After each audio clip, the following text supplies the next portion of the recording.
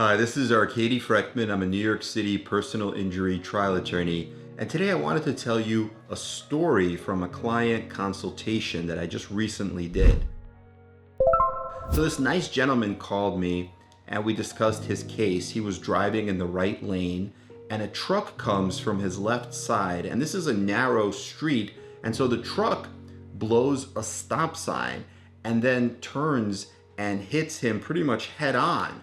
So it was a really bad crash and very serious damage to our client's vehicle. And like I said, this happened in another state and the client already had a lawyer, but just recently, right? Just only a few weeks ago, because it just happened. I said, look, one of the things you want to make sure of is that your lawyer is a trial attorney, that they can go to court and they have a record of settlements as well as jury verdicts.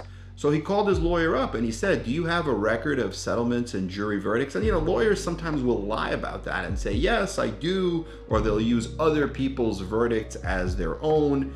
And so the lawyer said, yes, I do. And then he calls me back and he says, could you double check? So I did the research for him and I sent it to him, and it turns out the lawyer didn't have any settlements or any verdicts.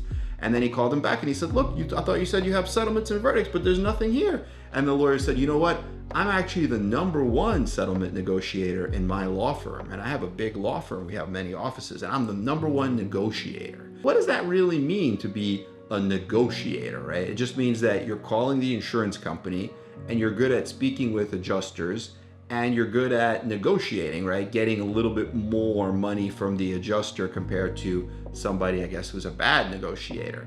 And then if you're doing it only in your law firm, even if it's a big law firm, right? Even if you have, let's say, I don't know, 20 lawyers or 50 lawyers, it's only in that law firm. It's like saying, I'm the best car salesman in this car dealership. I sell the most cars this month. I'm the employee of the month. But you don't really want that. What you really want is somebody who's a trial attorney who can show you, look, I've been to jury trials and here's my record, either in Westlaw or LexisNexis or various jury verdict reporters. I'm a trial attorney. I have these records, and these are multi-million-dollar records, if that's what you're trying to get as a client. So I thought that was interesting. I thought it was funny that somebody would say, I'm #1 in my law firm, like, because everyone's #1 in their law firm, especially if they're a solo practitioner, right? Because they're the only lawyer there. And then the client ended up, it's just like I said, it just happened a few weeks ago, but it seems like the client has serious injuries as well, because he has a herniated disc in his neck and in his lower back, and he also had a concussion with loss of consciousness, headaches, difficulty concentrating, stuttering, sensitivity to loud music, bright lights, balance issues, vertigo, and a lot of stuttering and difficulty speaking. So this could really be a traumatic brain injury, but it has to be worked up the right way. He has to see a neurologist, neuropsychologist, neuroradiologist, and do the right diagnostic testing, like a 3T MRI, a functional MRI, perhaps a PET scan or a diffusion tensor imaging, a DTI.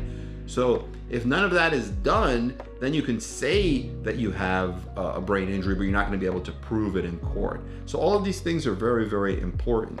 And I feel like when I speak to clients, sometimes I give them that gold nugget that they're looking for in order to answer their questions and get them on track to getting full justice, to getting as much money as they could possibly get for their case.